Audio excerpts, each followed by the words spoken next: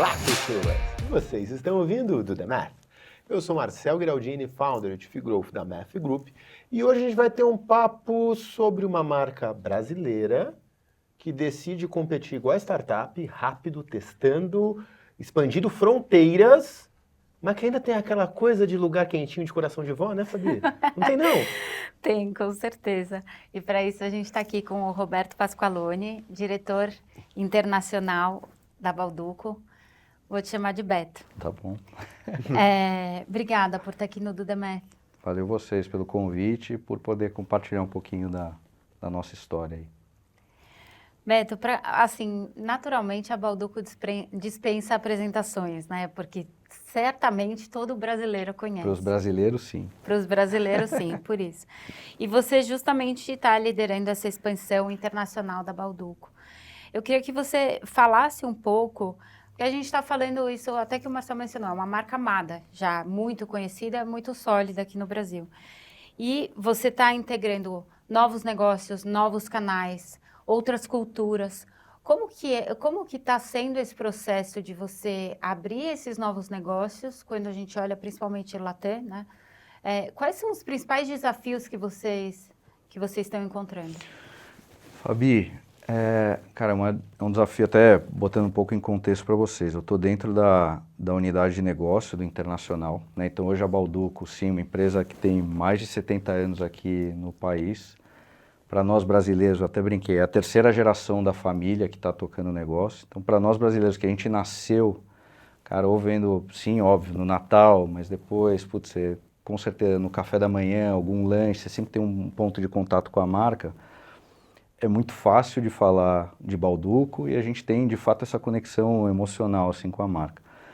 Agora, quando você vai para fora daqui, e aí eu tenho, por que eu falei das unidades de negócio? O meu chefe que olha que é o head da BU Internacional, ele toca Estados Unidos, que é o principal negócio fora do Brasil. Inclusive é o único lugar que a gente tem fábrica fora do Brasil. E hoje eu estou responsável por tudo que é fora Estados Unidos e fora Brasil, que a gente tem desde um Paraguai, que a gente está presente há 43 anos, lá com o mesmo importador, fazendo um trabalho de desenvolvimento, etc. E eu tenho lugares que, putz, às vezes eu encontro um cliente numa feira que não sabe nem o que é panetone. Imagina Balduco. Então, são realidades muito diferentes, somado ao que você falou, são culturas diferentes, políticas diferentes, cenários competitivos diferentes, poder aquisitivo diferente. Então, é um espectro, assim, eu que até hoje tive experiência muito mais ou num país ou sim muito mais América Latina, você expande assim o horizonte para falar, meu Deus, você chega lá, Balduco, pra gente é super óbvio, cara, Bal o quê? Não, achei legal essa marca amarela aqui, mas me conta aí o que que é. Então é um desafio bem legal e é a sensação de em alguns momentos quase que começar uma empresa do zero. Então sim, você tem quase que a gente tem uma retaguarda muito boa, né? Ou seja, você tem, cara, uma empresa sólida, marca, recursos, etc. Mas com esse desafio legal de pegar estaturas de negócio totalmente diferentes. Então eu tenho, sim, eu dei o exemplo do Paraguai porque é a operação mais estruturada que eu tenho na minha responsabilidade, que eu já estou fazendo já uma agenda de trabalho de marca, ativação, etc., não é tanto distribuição, não é tanto apresentação, a marca já tem um conhecimento. E tem lugares que eu estou literalmente embarcando o primeiro container e estou lá, vou testar qual canal, qual posicionamento de preço, como é que vai ser. Então, o espectro é bem grande dos desafios, mas estou lá quase completando um ano aí de volta para Balduco, é minha segunda volta lá. Me conta uma coisa, você tem operações de 40 e poucos anos, você falou? 43. E operações que tu está começando agora? Sim. Hoje, como é que você... Obviamente, tem uma área de inteligência de mercado e tudo mais, mas o quanto os dados nu e crus te dizem um posicionamento, o próximo item de expansão, ou o quanto vocês vão mais por similaridade de mercados e cultura para fazer um próximo passo? Marcel, é até engraçado, quando você volta nos primórdios, acho que o primeiro panetone exportou em 79, tá? Inclusive foi para os Estados Unidos. Essa área começa muito mais com um desejo de diversificação, né? Lá na época o dono falando, putz, como é que eu vou vendo a internacionalização muito mais como uma estratégia de hedge, deixa eu vender isso aqui, dolarizar um pouco, etc. E o negócio vai tomando uma proporção que hoje a gente exporta para mais de 50 países. Parte de dados aqui, que é uma piscina cheia assim, em termos de potencial. Por quê? Eu não tenho informação de todos os mercados que eu atuo, tá? Inclusive fazendo paralelo aqui com um canal nacional, em que eu vendo para um distribuidor, putz, eu tenho um sistema que alimenta, dependendo do RP dele, eu já sei quanto que ele está vendendo, para quem ele está vendendo, para a quantidade de PDVs que ele está atendendo. E eu vou para um cenário que eu trabalho hoje um modelo muito mais com master importadores, tá? Então o cara importa, comercializa e executa meu produto. Cada um com seu RP, cada um com seu sistema. Então assim, tem muito que a troca de informação é bem pobre, tá? No sentido de, cara, preenche um template aqui de Excel, me mostra como é que tá, etc. Então, eu sou muito mais carente de informação, mas a necessidade, a dor é igual. Né? Quando eu olho e falo, putz, tá bom, eu exporto para 50 países, mas cara, tem um mundão aí. Para onde faz sentido operar, onde não faz sentido operar? Cara, o mercado, cara, às vezes a padaria vai funcionar melhor que o biscoito, de onde eu tiro informação? Então a gente tem uma divisão dentro da minha diretoria, que são países estratégicos e o que a gente chama de vendas mais spot.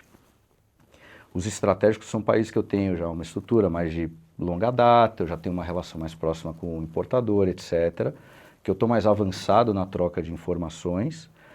E o que eu chamo de spot, cara, eu tenho quase nenhuma troca de informação.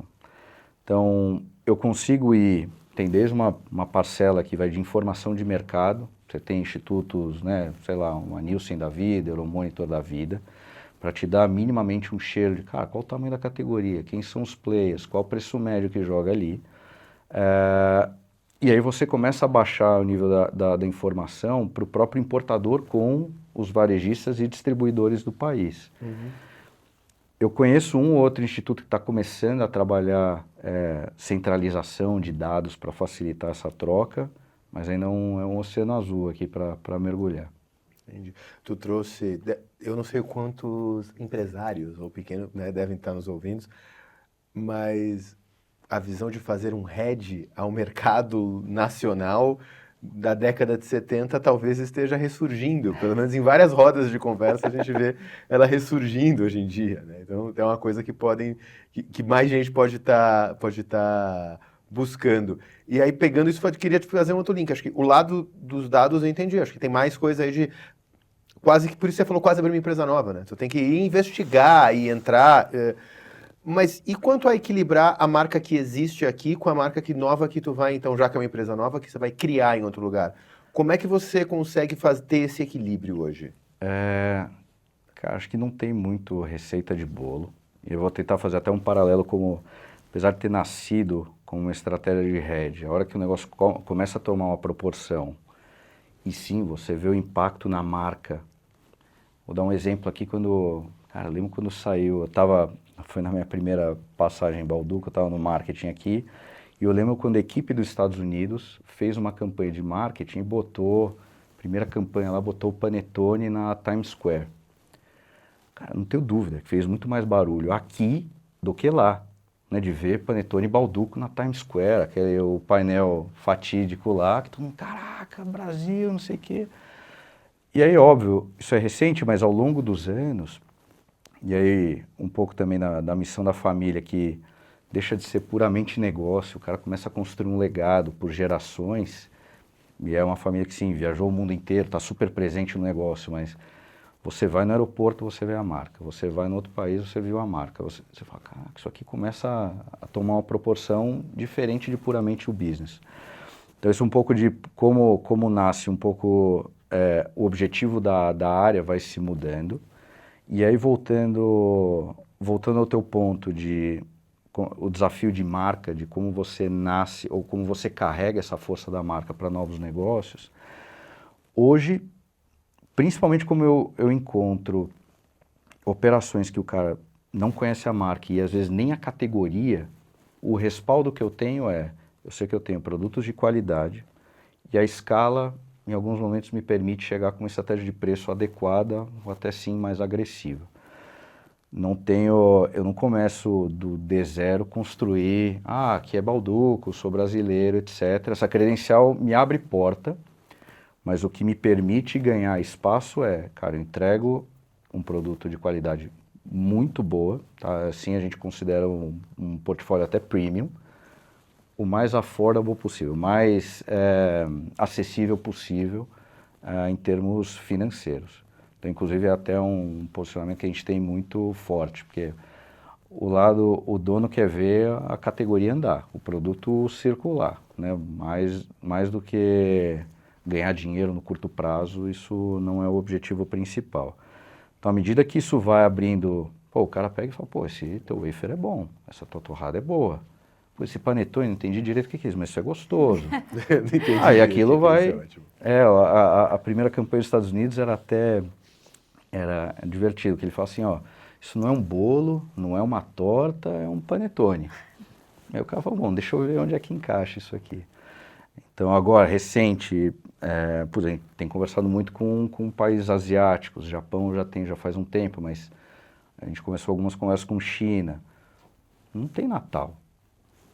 É verdade. Dia 25 de dezembro, até 25 de dezembro, dia normal, estamos aqui no escritório, vida que segue. Então, e aí? Não adianta você vir falar, não sei, é de Natal, o cara nem sabe o que é isso. Então, e aí? Como é que você está? E aí acho que também traz uma coisa legal da Balduco, que é um pouco da flexibilidade que talvez em outras empresas, cara, se o meu foco fosse, produtividade, etc e tal, eu talvez não estaria disposto a mudar algumas coisas e fazer algumas flexibilidades para me adequar a uma necessidade local. Óbvio que tudo tem que fazer sentido, tem que ter um potencial, tem que ter um racional, tem que estar alinhado com a estratégia, mas eu tenho uma flexibilidade diferente de outras empresas, acho que do porte de uma Balduco. Muito mais porque às vezes, de novo, o foco pode ser não ser ganhar dinheiro no curto prazo, ter um papel estratégico ali mais profundo. Não sei se eu te respondi no final. Acho que sim. Beto, você comentou, né? Você teve uma primeira passagem pela Balduco na área de marketing.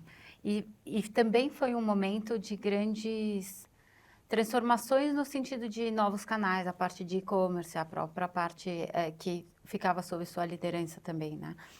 E hoje a gente tem também a Casa Balduco. Então, claro, quando a gente fala Brasil, já era uma marca muito consolidada que está abrindo outras formas e outros canais com o consumidor final, né?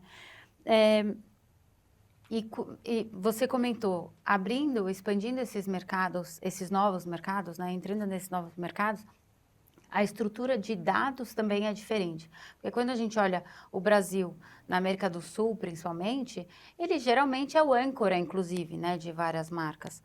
Como que você vê essa continuidade? Assim, é algo que hoje, na sua visão, na visão da empresa, está numa estratégia de longo prazo, abrir esses outros canais? Vocês entendem isso como um caminho natural? Ou é algo... Vamos primeiro começar para ver se funciona e vamos colocar primeiro os produtos da forma mais comum, digamos assim, nas prateleiras. Legal. O que eu acho que é bacana dividir? Sim, essa primeira passagem eu tive lá de 16 até 20. Sim, numa gerência de marketing, que depois virou uma diretoria de vendas. E em vendas, primeiro em marketing eu olhava também e-commerce, mas depois seguiu comigo a atribuição dentro de vendas, até porque era bem incipiente o canal do e-commerce, que nasceu por uma demanda puramente do Natal, né? Inclusive o e-commerce ligava e se desligava entre Natal e Páscoa. E aí com todo o desafio lá, mas muito mais mal, não, temos que ter um e-commerce. Onde vai dar isso a gente não sabe. E eu via muito a necessidade de um Natal, de você ter panetone no Natal, era diferente de você ter, sei lá, uma torrada no dia a dia. Então a gente começou a ter esse tipo de discussão. Falando, é muito ruim você ter um e-commerce que você liga e desliga. Ao mesmo tempo, sim, você tem muito claro a tua necessidade no momento. Cara, você é totalmente destino, né? O teu produto é totalmente destino naquele momento. e que em momentos do ano você passa a ser muito mais parte de uma cesta, e aí talvez sim uma estratégia num e-commerce dos principais mercados faria muito sentido, mas foi o momento em que nasce o e-commerce lá atrás. E Casa Balduco nasceu, que são os cafés, nasceu em 2012, se eu não me engano, também num projeto muito mais da Balduco, também voltando um pouco às origens, porque abriu numa doceira, no Brás. Então até o primeiro layout, cara, tinha porta-retratos da família, assim, meio túnel do tempo no café. E o negócio foi tomando uma proporção que hoje se não chegou, está bem próximo de 200 lojas a nível nacional. Como foi tomando proporção o negócio dentro da empresa, para você, bom, então nasce lá na época, era um chapéu até meio compartilhado entre vendas e marketing, café era uma unidade de negócio separada, mas hoje é uma BU. A gente tem a BU de D2C, né, tem um head dessa BU que olha os cafés, a gente tem as lojas que você comentou, inclusive a loja de fábrica está aqui, e o e-commerce, né, e traz inclusive, o head da BU hoje vem do mercado de varejo, um conhecimento de atendimento, nível de serviço, porque o business é completamente diferente. Então, e aí, caindo no teu ponto de dados, que é uma vida totalmente diferente do que a gente está no varejo, via distribuidor, cliente, né? Você tem sistemáticas que retroalimentam o sistema, e você vai para um canal que você tem um controle, teoricamente, até a ponta, né? Então, traz outros desafios para a mesa, você começa a envolver muito mais equipe, cara, você coloca terceiros, né, franqueados dentro do jogo, você traz a dificuldade de ter que treinar uma equipe que está literalmente, o atendente da Casa Balduco do shopping XPTO é a tua linha de frente com o consumidor. Então traz esse desafio Ele nem é seu colaborador nesse caso. Não, é isso, em muito caso é funcionário do franqueado. Então esse controle que você tem que ter. Por outro lado, você tem 100%, não é nem 100%, você tem informação até a ponta, mas aí também nasce todo o desafio de você ter um CRM, porque aí eu deixo de ir até o cliente e eu começo a ir até o consumidor final. Como é que você começa a trazer, a se alimentar, não só a capturar, mas a alimentar o sistema para ter a informação do consumidor que está indo até a tua loja. Eu conheço um pouco de como está essa administração, mas sei que o Hélio está trabalhando bastante essa parte de dados assim, lá dentro da empresa. Mas é isso. Quando a gente olha para agora olhando bastante para a Latam, né?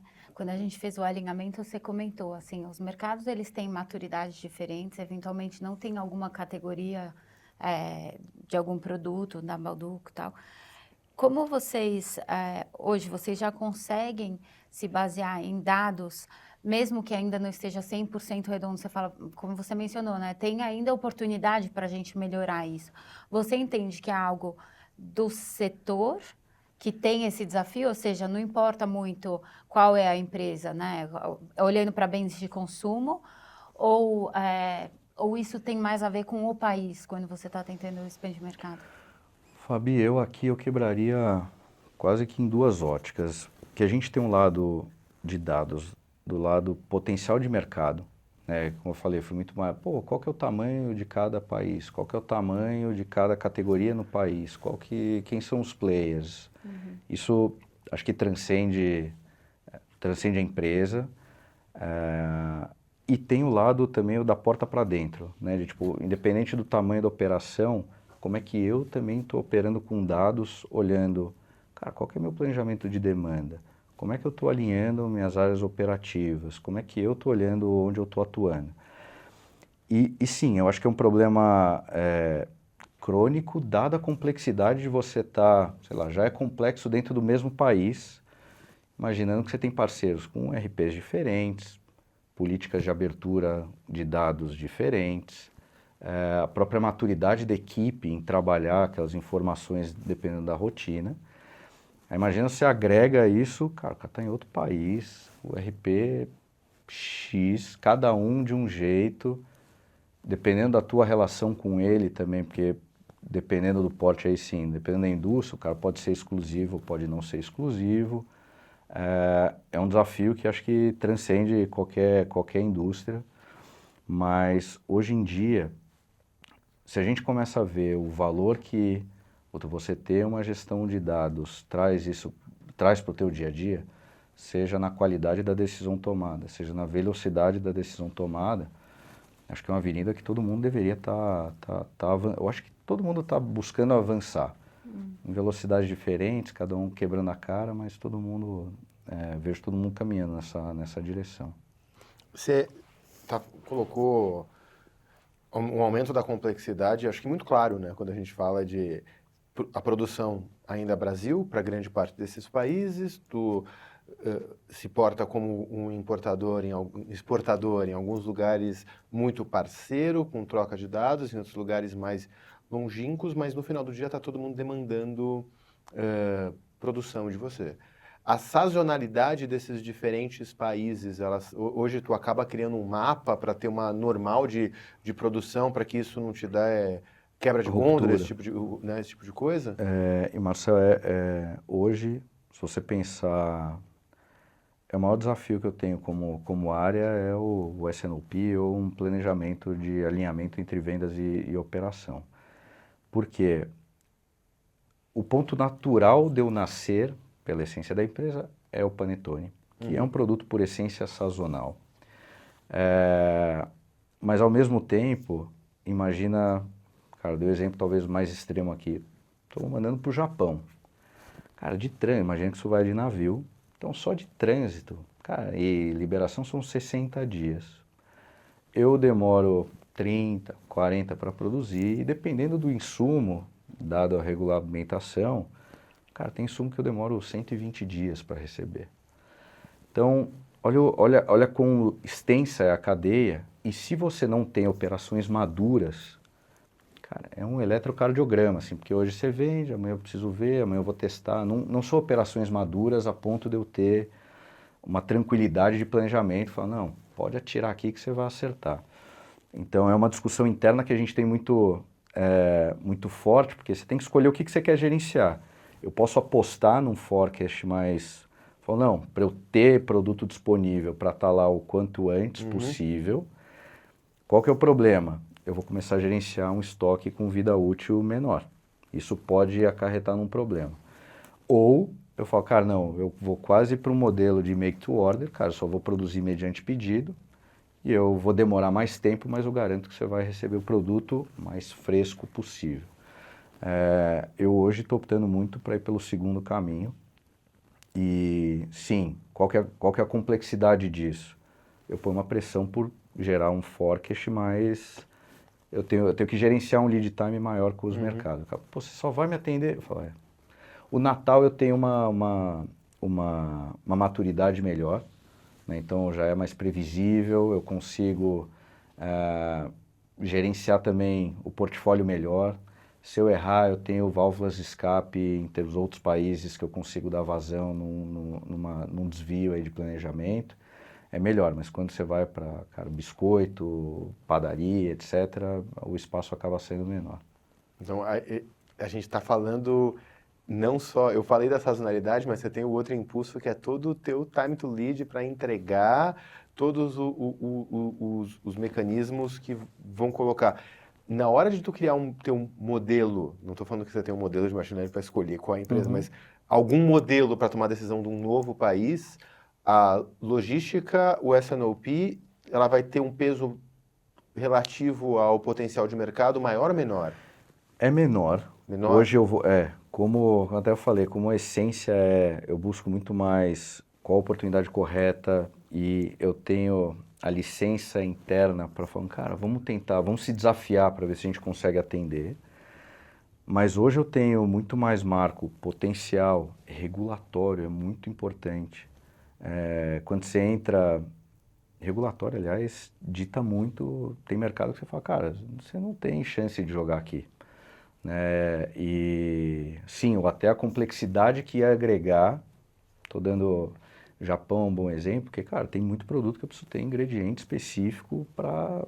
O mercado japonês.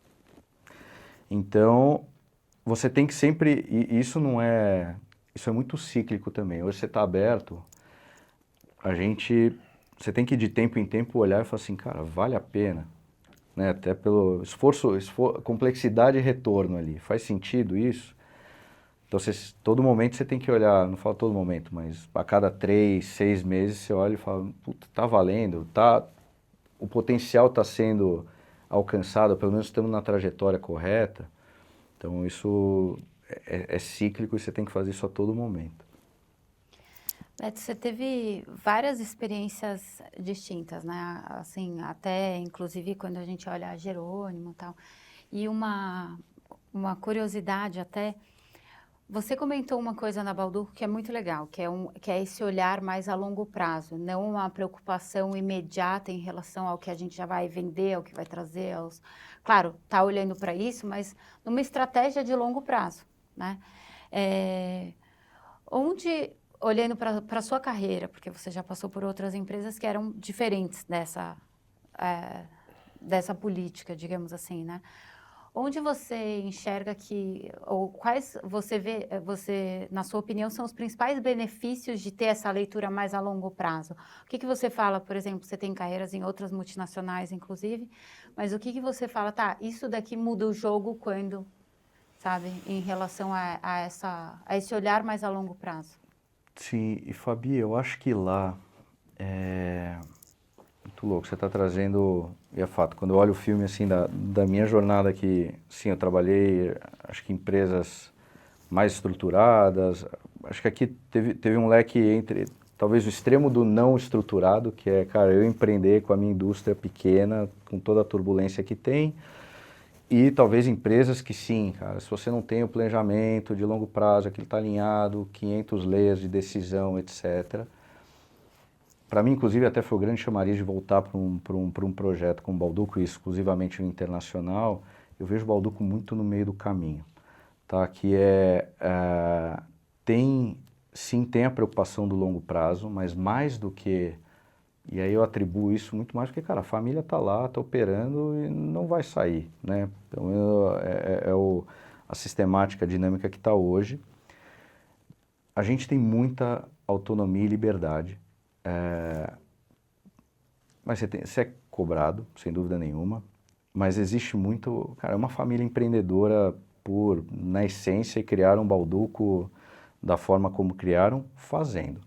Tá? Então, assim, é uma cultura muito executora e acho que o apego é muito mais em fazer, na realização, do que no horizonte, se isso é curto, médio ou longo.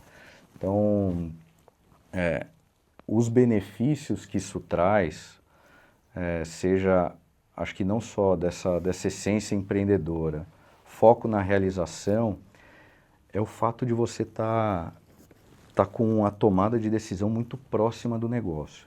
Eu estou falando que sei lá, o dono vai comigo nas operações, né, no mercado, o cara está lá junto com você, tomando calor com você e vendo os problemas que você está ou não está atuando e está enfrentando.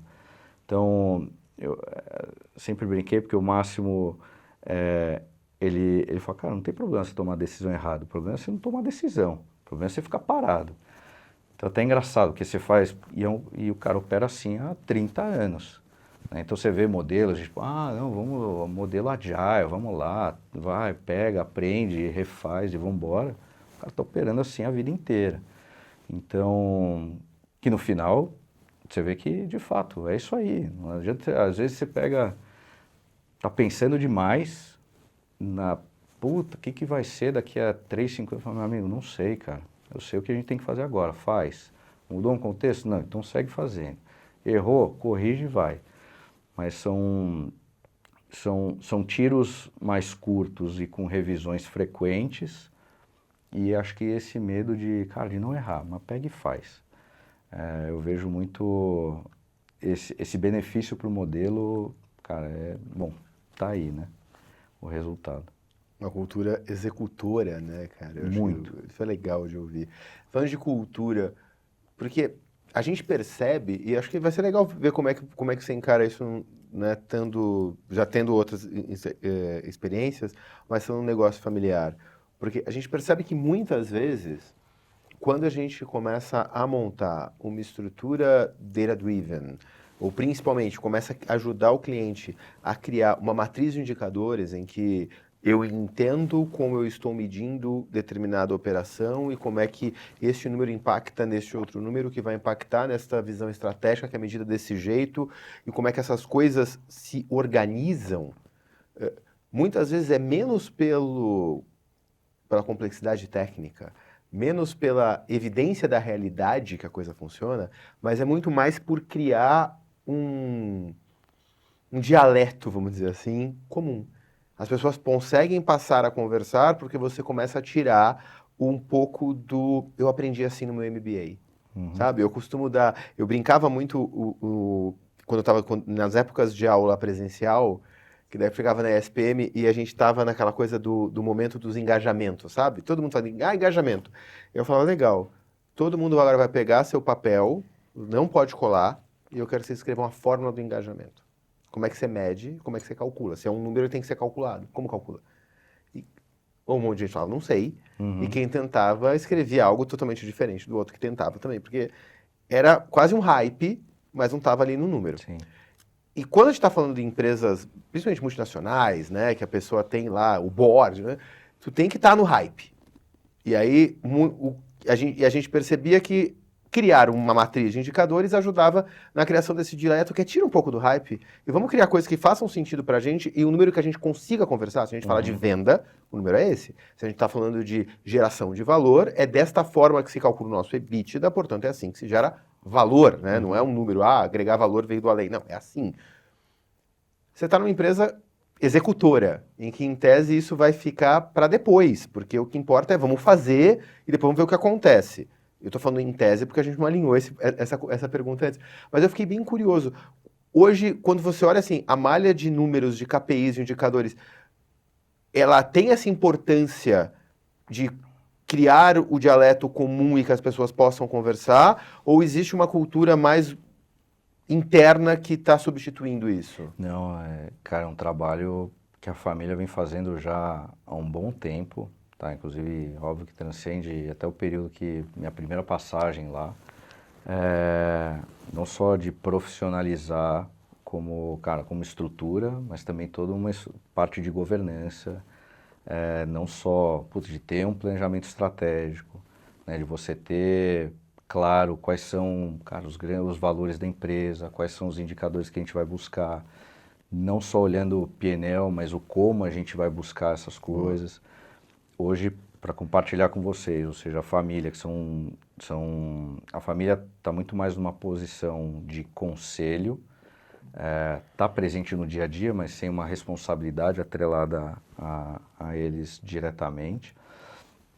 Você tem um CEO, você tem head de cada BU, você tem um time de Cs, um C-level que presta serviço para todas as unidades de negócio e com toda a sistemática e governança que eu vi em empresas multiglobais, assim, você tem.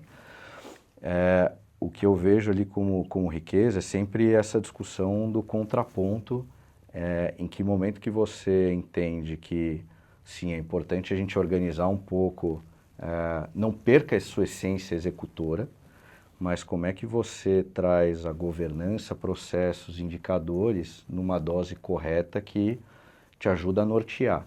Porque assim, o que eu vejo numa cultura puramente executora, enquanto você é pequeno, relativamente num tamanho aceitável, ok. Uma hora que você começa a tomar uma proporção muito grande, cara, os erros ou o tempo de correção de rota, seja em recurso ou tempo, já começa a ficar... Custa caro você errar quando você já tem um tamanho grande.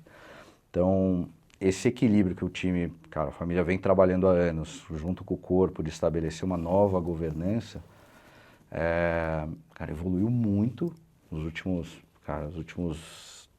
10, 15 anos, vem evoluindo bastante, mas acho que é uma discussão frequente esse equilíbrio, que hora você está errando demais para ter muito by the book, mas já acho que com a consciência que você não pode ser puramente executor, assim, sabe? Me fez lembrar a gravação que a gente fez com a Marcela Lian, quando ela fala que, por exemplo, algumas regras, né, ou esse tempo, ele não pode ser tão longo a ponto de te impedir de realizar algumas coisas, porque é melhor você errar um pouco e às vezes, que ela até falou no podcast, né, às vezes é melhor até você cruzar um pouco a linha e depois você corrigir essa rota do que você não fazer e achar que você vai ter um modelo perfeito, né? E pensando nisso, quando a gente está falando, principalmente nessa expansão internacional, teve um ponto que você falou, né? Eu preciso prever algumas coisas e equilibrar esse risco de eu posso ter que lidar com um estoque, ao mesmo tempo, por outro lado, eu posso deixar de ter produto. E se eu deixo de ter produto em países que eu ainda estou começando, isso pode ser um prejuízo maior?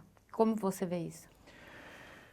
Para a gente, o custo de eu testar, imagina, dado que meu teste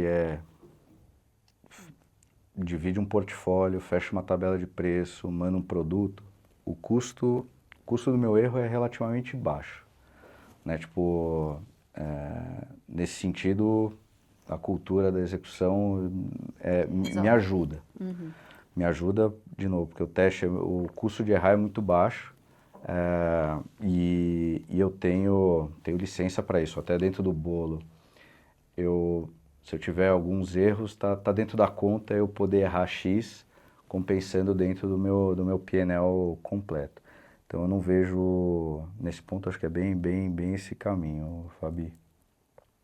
Me conta uma coisa, a gente está percebendo, eu estou falando do meu ponto aqui, da minha cadeira de quem curioso sobre o mercado em geral, mas consumidor, né?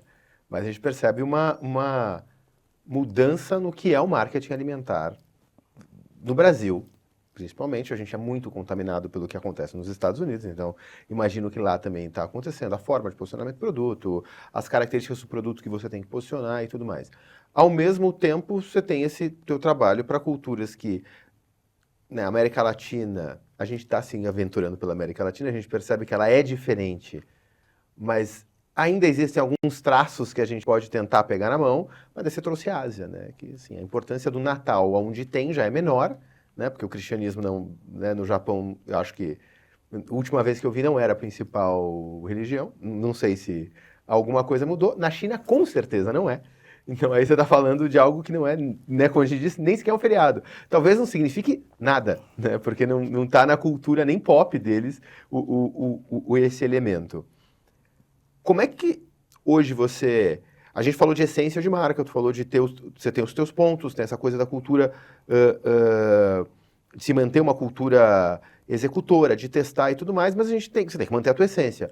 Hoje, qual que é a tua régua na hora que você vai trabalhar? A diferença da forma de se escolher produtos alimentares, ainda tendo que testar diferentes discursos ou posicionamento a depender dos costumes e comportamentos de cada consumidor, geograficamente falando. Pô, essa é cabeluda, hein, Marcel? Mas vamos lá. O que é legal de dividir? Acho que até, e eventualmente até um convite para vocês aqui também, posso falar com o André, que é o nosso CMO, para te falar, inclusive, que é o guardião aí também da essência de marca, independente da BU, e é um cara que eu troco também muito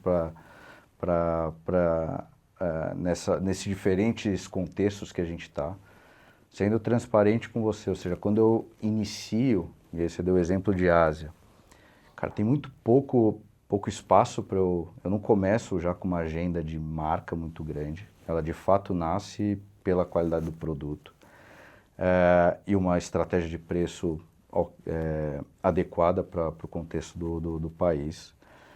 O que eu gosto de usar, até como oportunidade, o exemplo de China, é quando eu encontro uma situação em que, no caso, o grande momento sazonal do ano do meu produto ícone não existe, hoje está me abrindo possibilidade para eu discutir. Eu falo, então o panetone lá talvez não precise ser sazonal. Se eu cair na graça de entrar no gosto do dia a dia, por que não pode ser um produto ali todo gostoso, chinês etc. Um panetone a cada mês. Isso é o que o Máximo fala. Fala, cara, se cada família chinesa comer um panetone, A gente já tem que instalar outra fábrica aqui. Brincadeiras à parte, mas...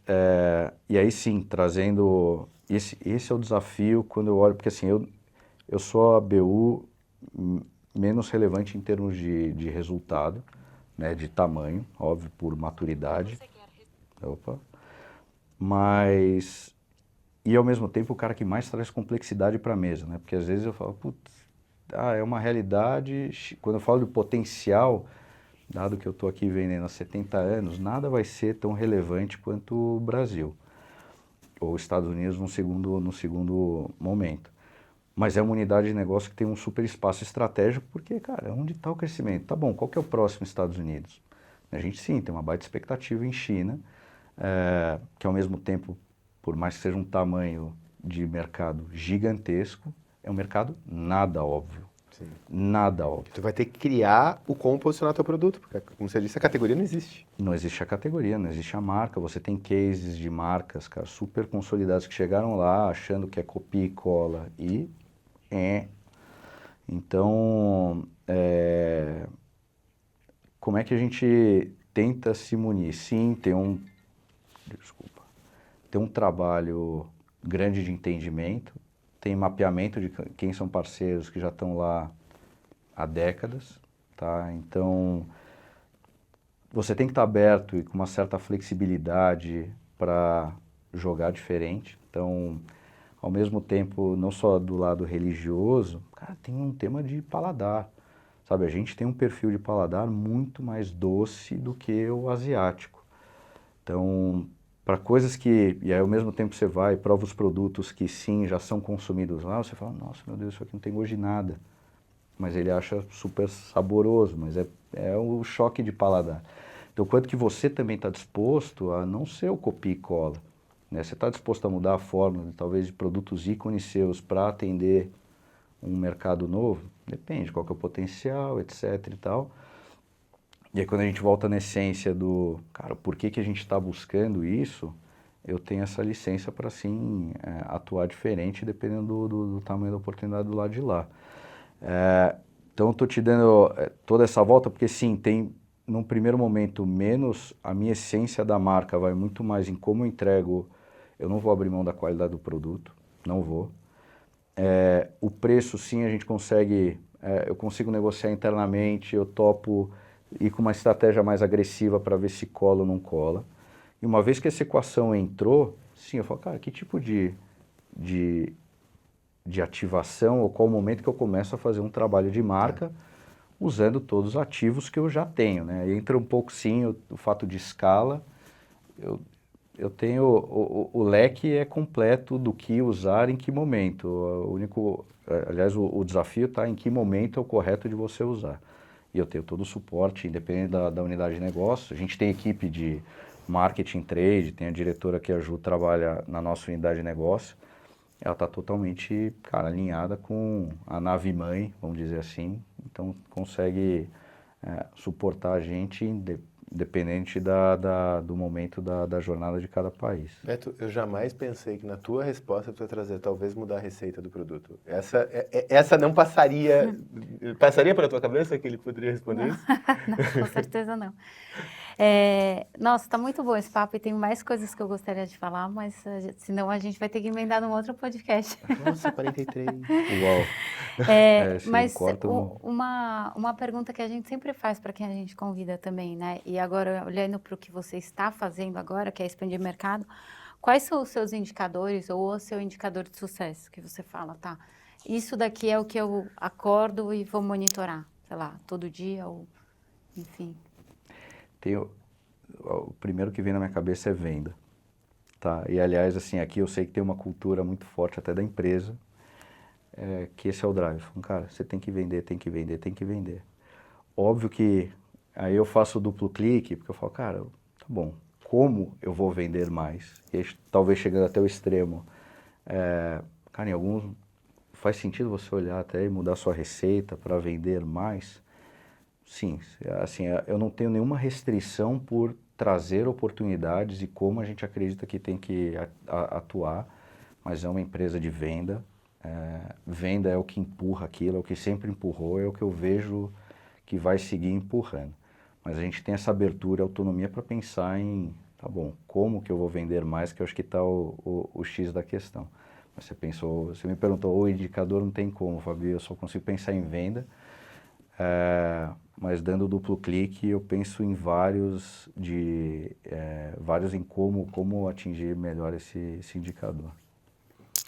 E Beto, quem gostou do nosso papo, quer bater um papo sobre internacionalização, trocar mais sobre essa visão um pouco de como levar uma empresa genuinamente brasileira para fora, em que rede, como é que a pessoa te encontra, onde é que você está? Tá bom, legal.